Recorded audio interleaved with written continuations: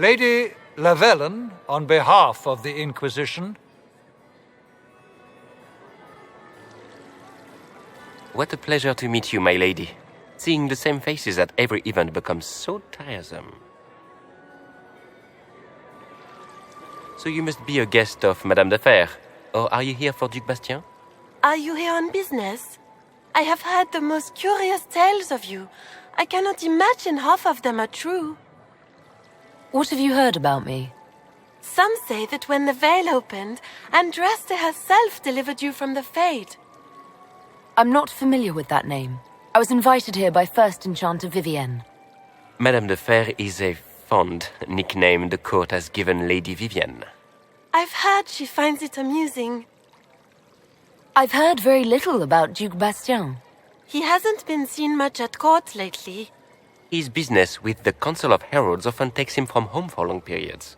It can't be good for a man of his years. And of course, there's the civil war.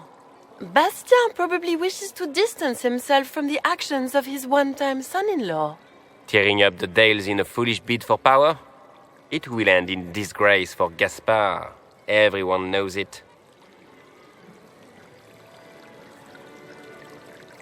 Everything you've heard? Completely true. Better and better. The Inquisition should attend more of these parties. The Inquisition. What a lot of pig shit. Washed-up sisters and crazed seekers. No one can take them seriously. Everyone knows it's just an excuse for a bunch of political outcasts to grab power.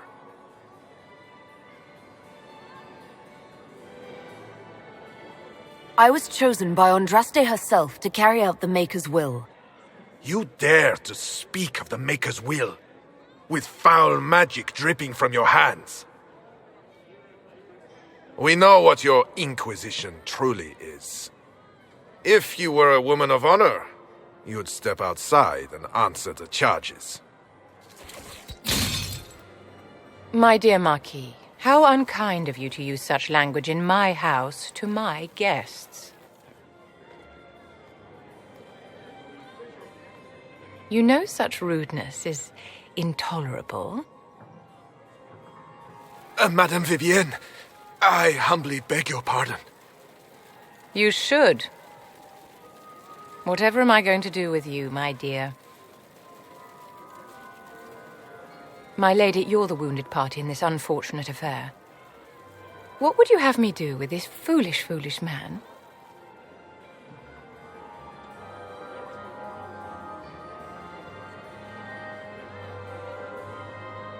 He insulted my honor. I want him dead.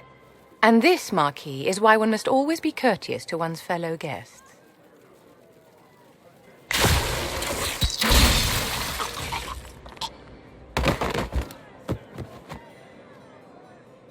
Someone be a dear and clean this mess up. We can't have him cluttering up the dance floor. I'm delighted you could attend this little gathering. I've so wanted to meet you.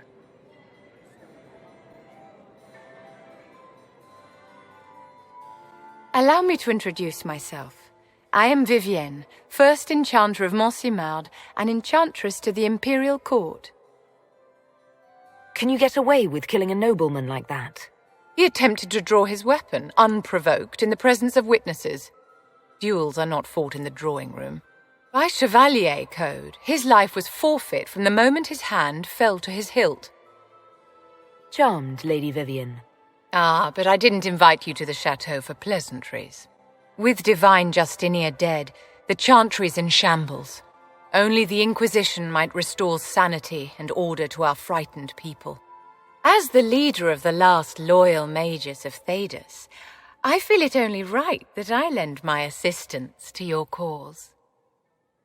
Is your interest in the Inquisition Madame de Fer, or is it more personal? Aren't you charming? It's professional, of course.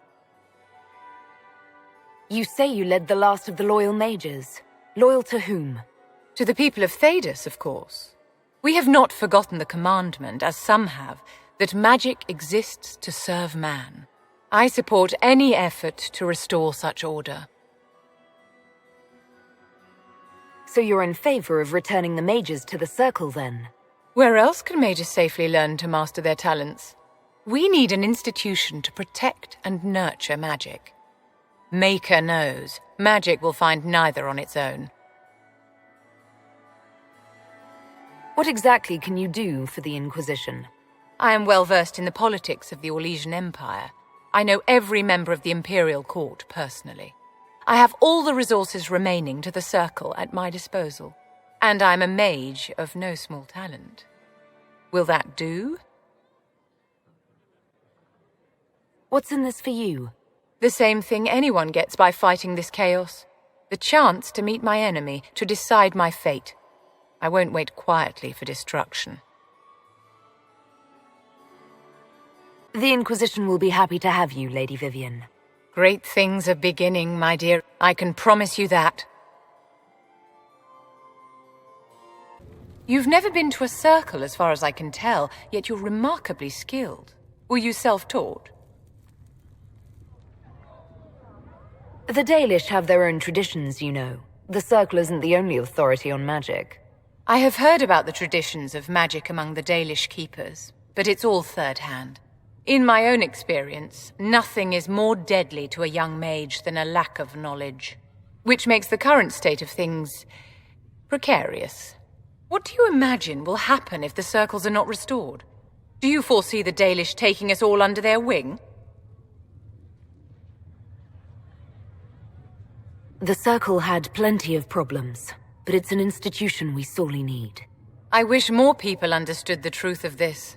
Justinia's death has shattered the balance of power in Thedas. If it is not restored quickly, countless lives will be lost. Mages, Templars, innocent people of all kinds now look to the Inquisition to decide their fate.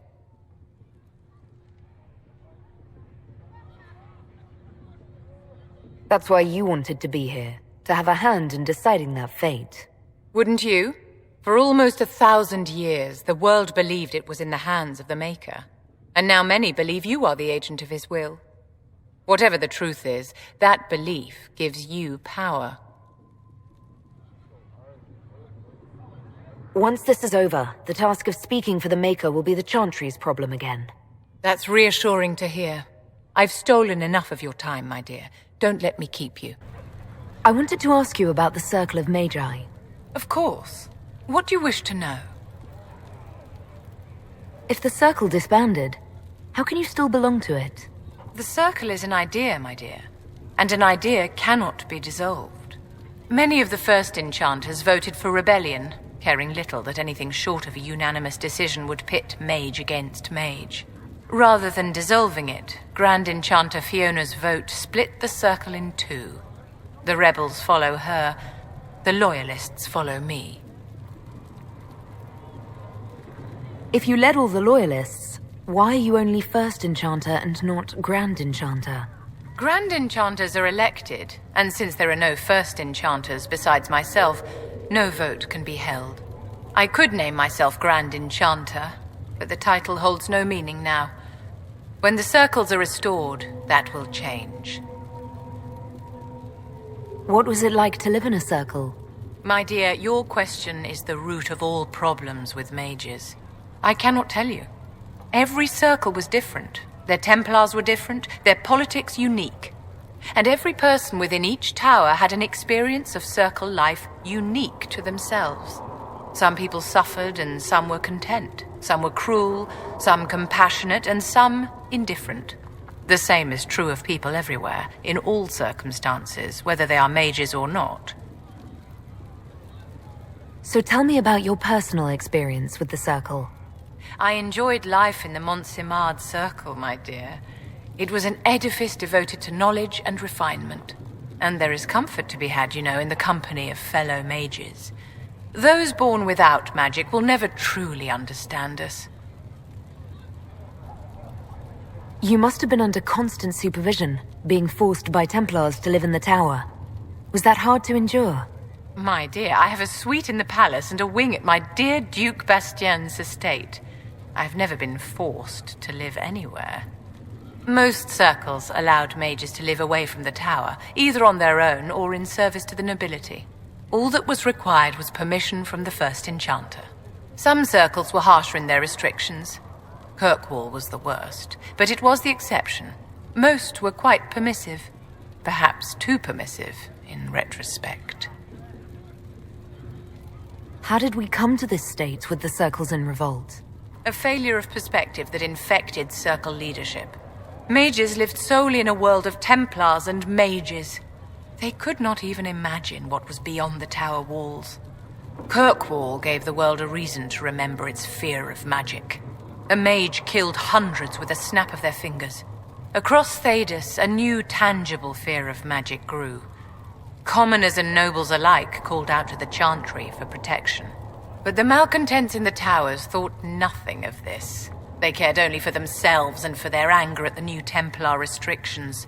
When a mage attempted to assassinate Divine Justinia, again, the mages protested the investigation. The leadership chose to vote on independence based on the intolerable conditions imposed by the Templars, sparing no thought to the fact that magic was more feared in the aftermath of these attacks than it had been since Tevinter's day. So long as they had their freedom, they could care little for riots, angry mobs, or about pitting mages against each other. Are you familiar with Grand Enchanter Fiona? We've met. Before her horrendously ill-timed and selfish vote for independence, I thought her adequate at her job. In her dotage, she could not handle looking after the well-being of so many people. We would have done better to replace her years ago, to let her spend time gardening. Did they have cause to rebel? In the aftermath of their terrorist attacks? Was that really the most opportune time to break away? By all means protest abuses by the Templars. Just don't do it in a way that says mages support wholesale murder. By voting when they did, my colleagues all but declared war upon the ordinary people of Thedas. A war in which we are outnumbered 100 to 1. I thought the fighting was only between mages and Templars. Why are mages fighting mages? The vote for independence was carried by only a small margin, but Fiona chose to let the motion stand. Those who opposed a rash declaration of war against the entire free world had little choice. By breaking from the Chantry when they did, the rebels declared themselves in support of mass murder. Anyone who did not wish to support terrorism and the slaughter of innocents was forced to take arms against the rebels. I'd like to know more about you, Madame Vivienne.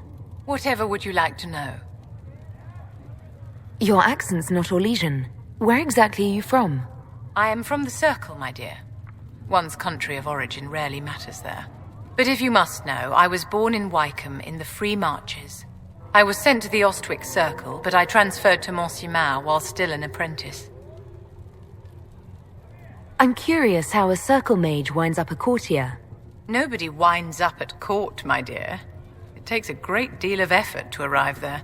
I caught the eye of Duke Bastien de Ghislaine, an advantageous connection that opened many doors. When the position of Enchanter to the Imperial Court became vacant, I was able to secure it. You're married to the Duke de Ghislaine? Of course not, my dear. Don't be ridiculous. Marriage is the business of alliance and inheritance. I'm Bastien's mistress.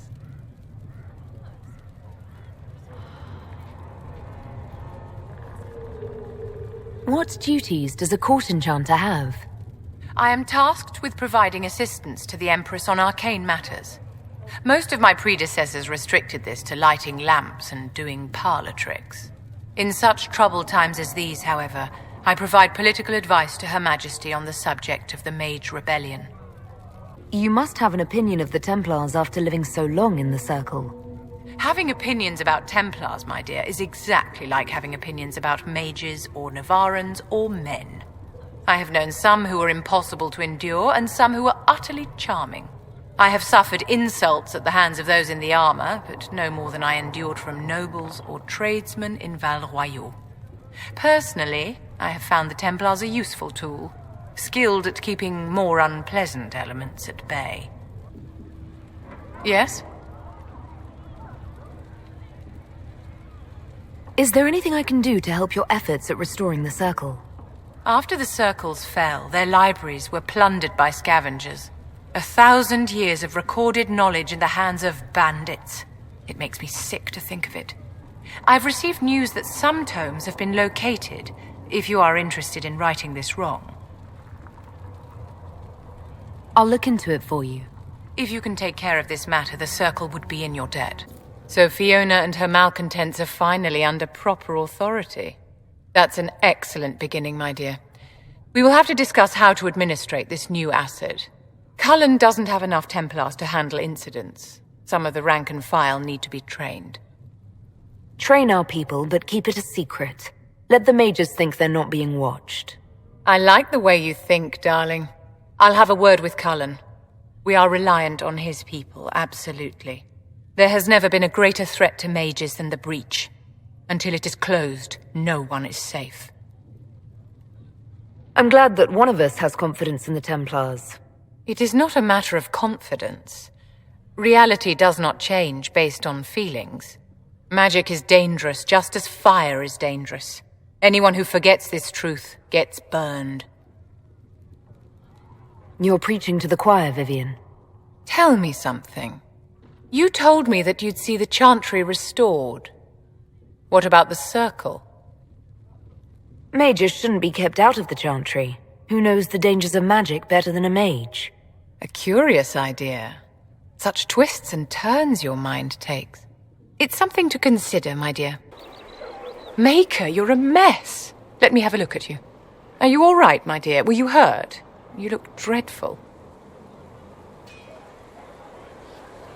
I'll be fine. Don't worry. You bear it well. Good. The troops will take their cue from your composure. Now, let's keep up appearances. You've handled this crisis competently, saving as many lives as you did. But the enemy struck a serious blow against you and the Inquisition. We must recognize that. You must.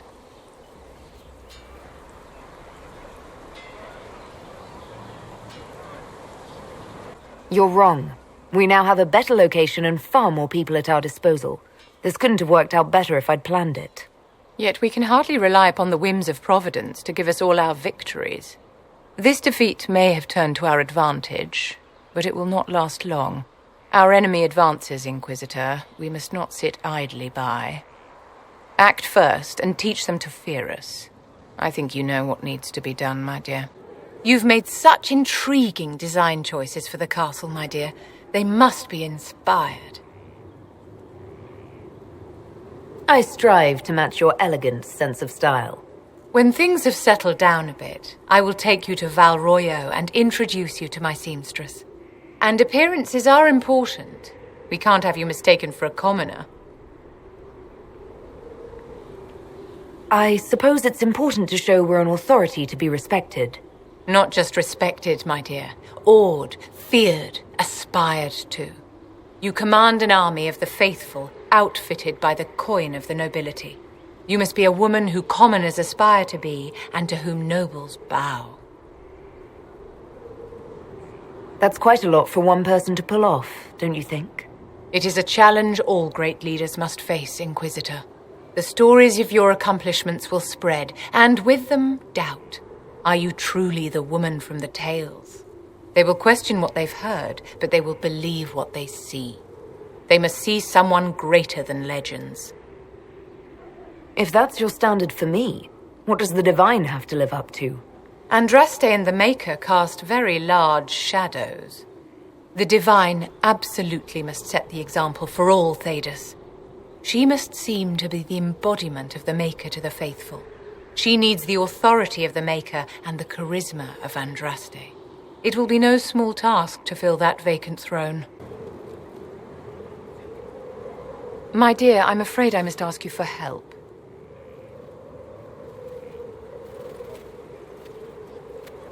There is an alchemical formula that I must complete, but I have been unable to obtain a critical ingredient. The heart of a snowy wyvern. I had arranged to obtain one, but the chevaliers working with me were killed in the Civil War. If I'm going to hunt down a snowy wyvern, I need you to tell me everything you know about it. They're quite rare and exceedingly dangerous. Their venom is the most potent of any wyvern. Ordinary hunters would not make the attempt. The risk is too great. You, my dear, would certainly be an equal to this monster. I didn't know you were an alchemist, Vivienne. What exactly is this project you're working on? It is a special request from a member of the Council of Heralds. I am still the Imperial Court Enchanter, after all.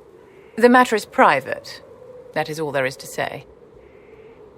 You want me to risk my life to get this thing for you, but you won't tell me what it's for.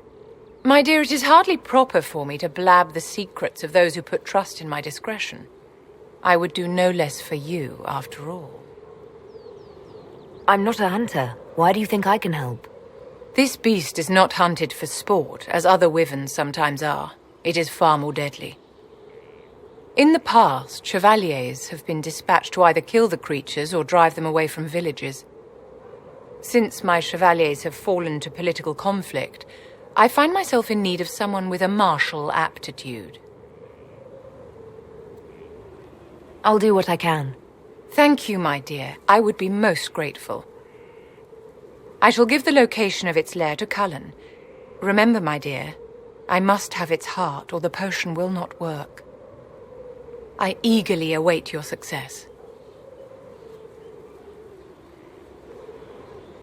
Your lost books have been found. My dear, you are a treasure. What can I do for you, my dear? Is it too much to hope that you've brought me the heart of the snowy wyvern? If you want the wyvern's heart, you'll have to tell me what you're using it for. I can do better, darling. Give me the heart, and I'll show you what it's for. Will that suffice? All right. 1 heart, as requested. How kind of you. Please accept this as your payment. I must begin work immediately. You have been a dear friend, and I would like you to come with me.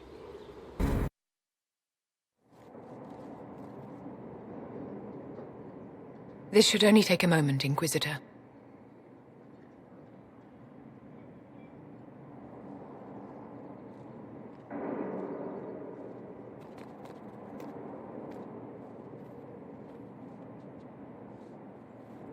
I'm here, my darling.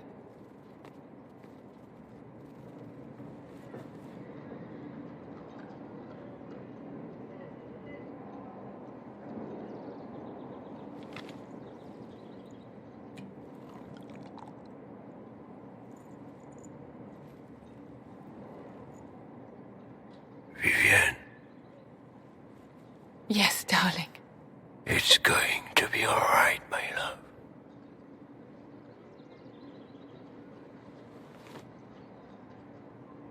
My darling? Bastien? Vivienne, I'm sorry. There's nothing here now. Bastien is dead. I can hardly believe. It was the Wintersend Ball. My first visit to the Imperial Palace.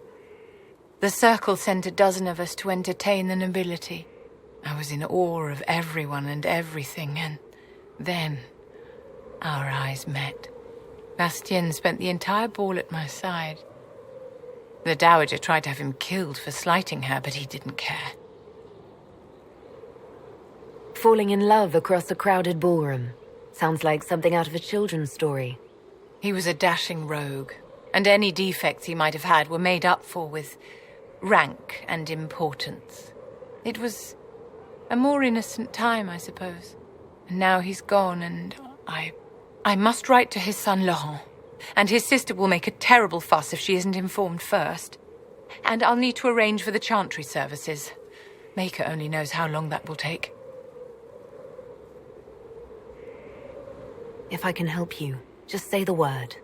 No, my dear. I'll handle everything. Excuse me, I have so much to do. I'd like to know more about you, Madame Vivienne. Whatever would you like to know? Why don't you tell me more about your Duke? Bastien was the leader of the Council of Heralds. The only person who could bring that rabble into line. He could charm a bird out of its feathers, and frequently did. I remember once, He broke up a fight between Prosper de Montfort and the Dowager with a joke and a glass of wine. Oh, Bastien. I'm sorry, my dear. I don't think I can discuss this. My dear, I know you must have a great deal on your mind right now, but I need to speak with you.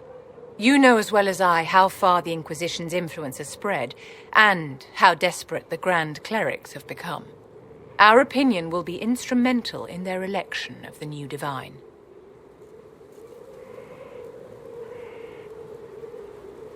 They want Leliana and Cassandra as candidates.